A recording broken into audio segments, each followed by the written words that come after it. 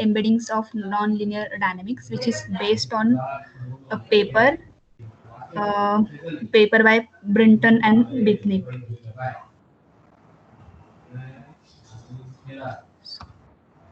We will look at actually why we need to look at the linear dynamics or linear embeddings of the nonlinear system, and how it is achieved using Koopman operator. Then we will see how the Koopman operator is approximated using deep learning model in this paper, and then it's also general. Yeah. It is also generalized for systems with continuous spectra, and then we will see some examples.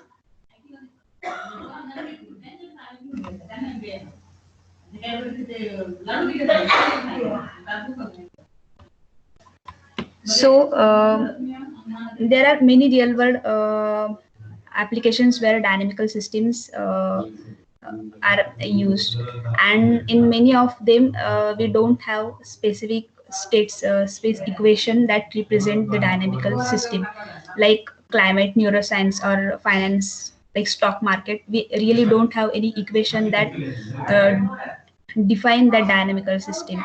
So if we don't have equation, then there is no way to get the solution, or the way of predicting the next state in such a dynamical systems. Another problem with nonlinear dynamical systems is that even if we have equation for the nonlinear system, but there is no general method for solving the system for solution. So these two are main problems with nonlinear systems, and that's why people try to find out some ways of approximating these nonlinear systems by linear systems, so that we can use the methods of uh, finding the solution of the linear systems to work with nonlinear systems. So the the way of the one way to work with nonlinear systems is, as I said, to transform the state space variables of the system to another space where dynamics of the systems look linear, and we can work with that linear transform system. And the mainly and to do this, we most of the research mainly focuses on the Koopman operator and the embeddings that transform the system in the linear space.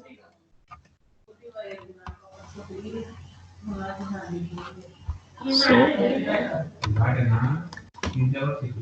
suppose we have a non-linear dynamical system. This is a discrete time non-linear dynamical system where a next state is represented by xk plus 1, and it is the function of the current state xk. So f is the function that maps the current state to the next state, and f is, assume that f is non-linear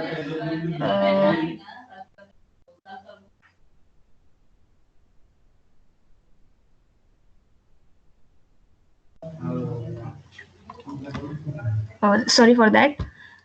So f is a nonlinear function, and what we do in Koopman operator theory is that we find some nonlinear functions of x, that is nonlinear functions of state space, that here I have represented with g of xk. So these can be linear or non-linear functions of state space. These are real valued functions, and normally they are called observables. So if we find such observable functions, then we can transform our nonlinear system to a coordinate system where we can find an operator k, which advances the current state to next state. So k operator does not operate on the state space variable x, but it operates on the observable function g of xk.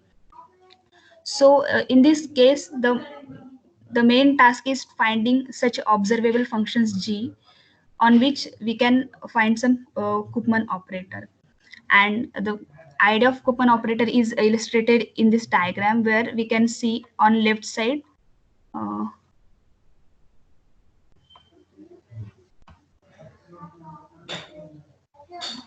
Can you see my pointer on slides?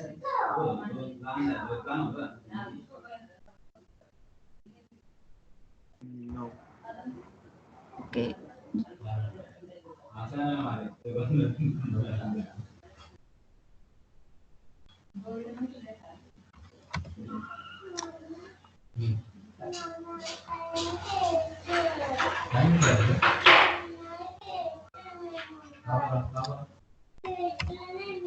Okay. So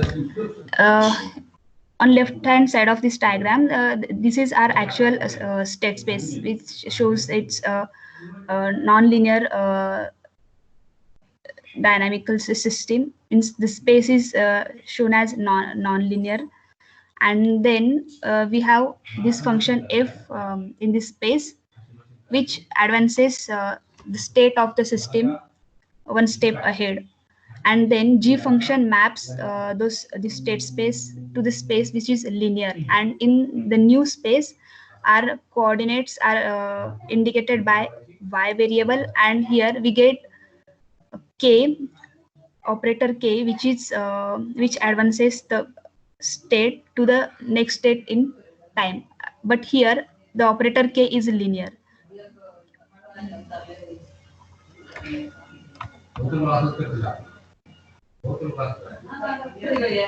So now we know that we can use Koopman operator and embeddings to transform our system to linear coordinate system, but there is some problem with that Koopman operator. The Koopman operator is linear but infinite dimensional, means it works on the function space where the space contains all possible functions of state variable. That is, the space is infinite, and there is no general way of choosing this observable functions for a particular dynamical system. So in some cases, if we know underlying equations for our system, then we can have some idea of what could be the possible candidate for observable function. But in general, we don't have any rule for specifying what we should choose as the observable. So these two are the main challenges while working with Koopman operator, that is working with infinite dimensional space, and another is choosing observable function.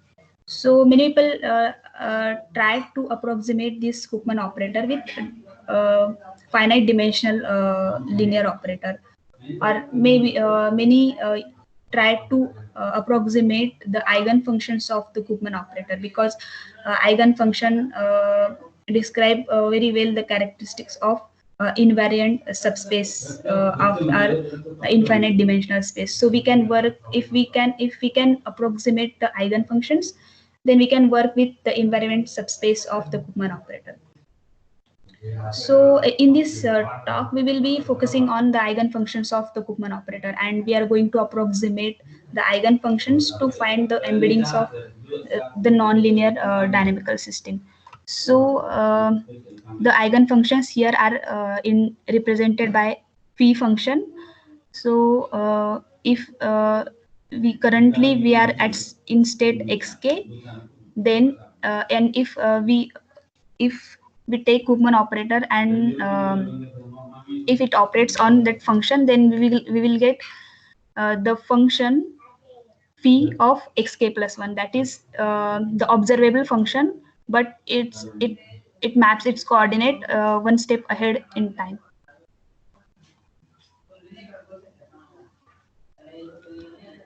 And the main idea presented in this paper is that of approximating the eigenfunction of Koopman operator with autoencoder model of deep learning. So here this slide shows the basic schema diagram of the autoencoder model that is used to approximate the eigenfunction. So first diagram in this slide shows the very simple basic autoencoder model, which does not give us the approximation of eigenfunction, but we will then see it is then modified to get the eigenfunction. So in first diagram, the input is xk, that is current state, then we get some latent variable representation in terms of yk in first encoder part of autoencoder, and then again we have another network which decodes xk, and we get which decodes yk, and then we get xk. So this is a general autoencoder model. And here suppose phi of xk and phi inverse of xk are general encoder and decoder functions. Now we modify this network slightly. That is, in second diagram, we have added one layer after yk, and that layer predicts the yk plus 1 value. Now here xk represents the state space variable of our original nonlinear dynamical system, and yk represents the transform coordinate that we will get uh, as the result of applying observable function on our state variable. And here the inner layer of the autoencoder model, that is yk to yk plus 1 model, approximates the Koopman operator. That means it will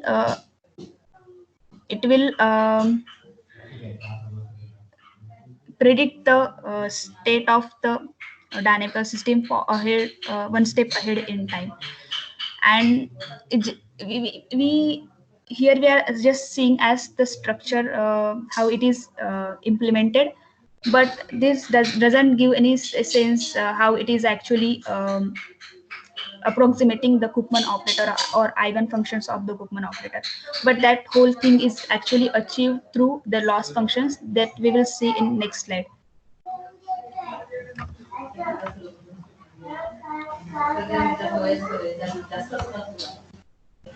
So we saw the structure, and here I again copied those diagram for reference.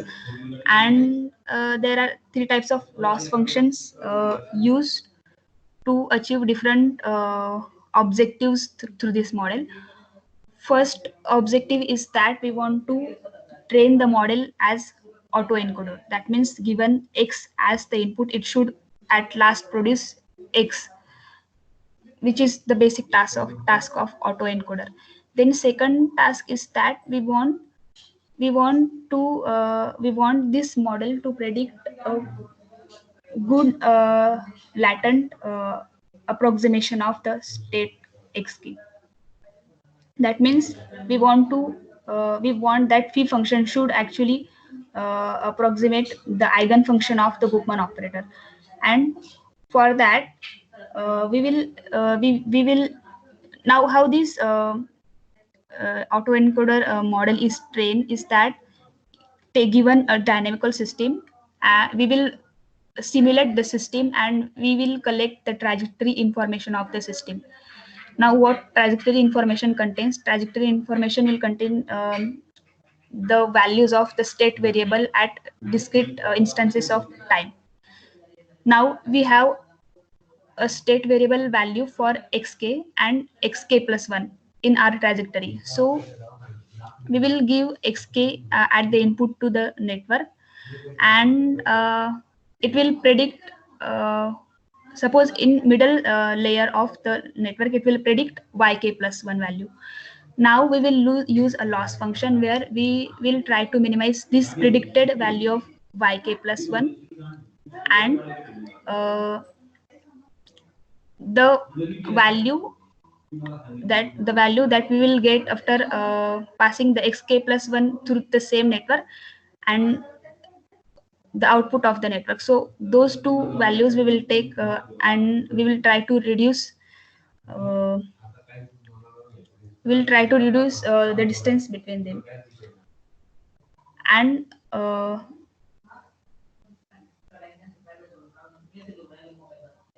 say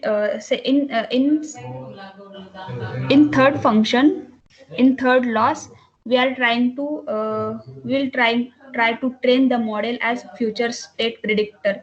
That means we will try to train the whole model as at once. We'll pass xk as input, get xk plus 1 as output, and that output with that output we will try to minimize uh, the distance with the output predicted by this network and the next state in the trajectory. So we will try to reduce the distance between these two things.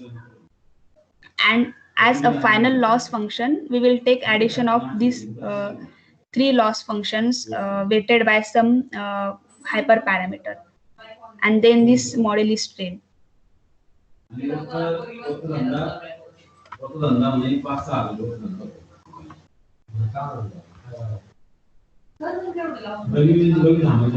So this is a first example. It is actually a simple example, and it is example with discrete eigenvalue spectrums. That means eigenvalue remain fixed for all whole state space of the system.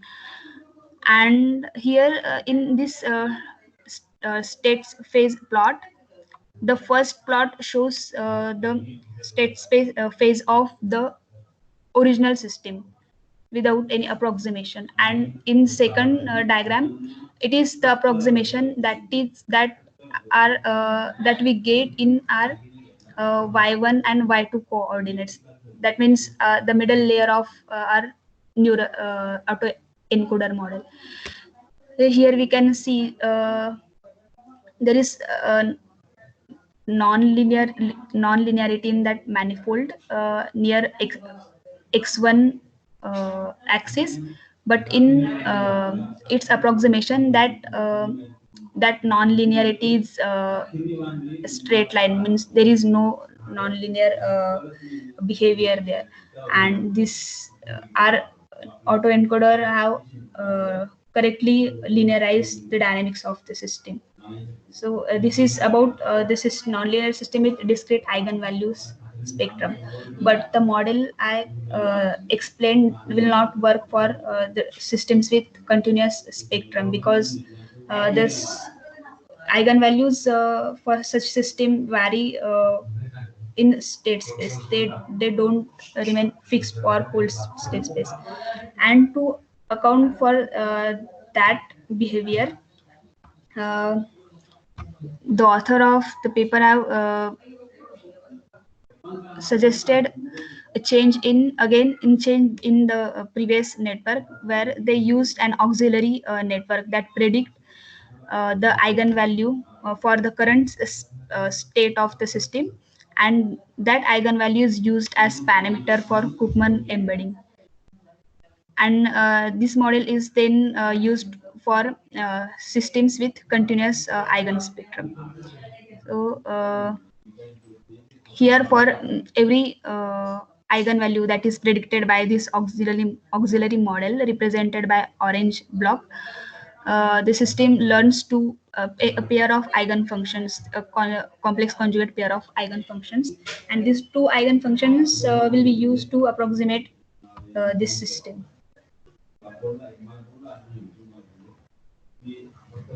So this is example of this nonlinear system with continuous spectrum, and this is very well known example of pendulum. So here um, this oval shaped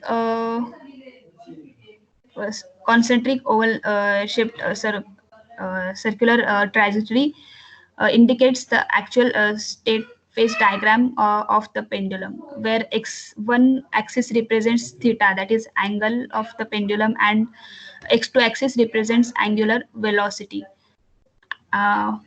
What happens here is that as we increase the angle theta, the energy of the pendulum increases rapidly, and that makes for that means as we go on increasing the angle, we will get we will we will get these waves at for x1 coordinate, where the phase of the wave will go on increasing, and that will make the frequency decrease, and there can be any number of waves, that means infinite number of such waves in representing this x1 coordinate, and same for x2, and this makes this eigen spectrum of this system continuous. That means we have a band of values for band of eigen values. What the model that I explained here does is this, represented in second diagram, where the trajectories of the system are represented as circles, clear circles, uh, in y1 and y2 coordinates. So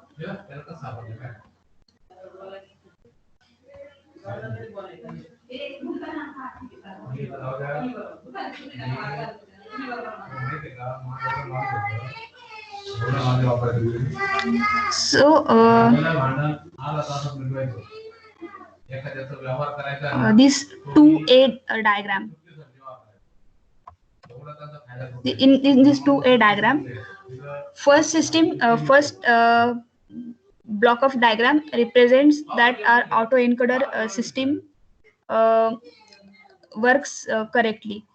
Here, if we zoom in the system, we can see that if we give xk as input to system, it has very well constructed the input xk again, and so the prediction is correct as the actual system trajectory. In second diagram, that is a 2b diagram, it shows the prediction of the system ahead in time. That means it is not just working as autoencoder, but it's also predicting the next state of the system. And again, here we can see it is approximating the system well, though it is not very correct, but it is still working very well. And in third diagram, where the trajectories are perfect circles, it shows that in y coordinates the system dynamics are linear. Third example is about nonlinear fluid flow past a cylinder, uh, and it is represented by this vortex shading snapshots. So the first diagram here, in three-dimensional block, is the diagram is the trajectory of attractor of the system in original system. And in second diagram, we can see a spiral in two-dimensional, which is this attractor that we get in our transform coordinate system. And we can again see here, it has approximated that attractor very well. And it is not only for the attractor thing, but even if we get a starting point as any of attractor point, as shown in last two diagrams at the bottom, the initial point is not on the attractor, but still our condition our model can approximate the next state, and it shows that that point, after some time, the trajectory gets into the attractor trajectory.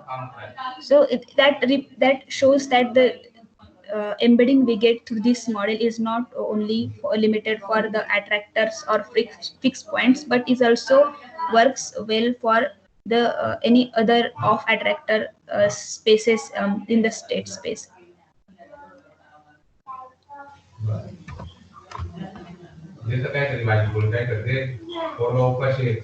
So in summary, we saw that why we need to transform the nonlinear system to linear, and we can do this with Koopman embeddings. And there are different approaches for approximating the Koopman embedding. Like in last talk, Chaitanya explained dynamic mode decomposition, and here we saw that we can approximate the eigenfunctions of Koopman operator with deep learning model. And this we can also generalize this model to for the systems with continuous eigen spectrums. So yeah, that was all about it. And if you have any questions, you can ask.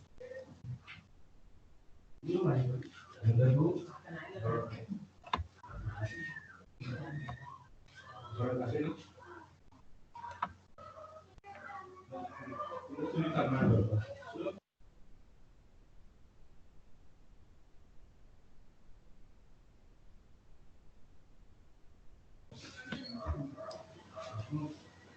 any questions at all? Any comments? Okay, so actually I have a question to ask. Yeah. Can you hear me? Good. So can we go back to the loss function slide, please? Yeah.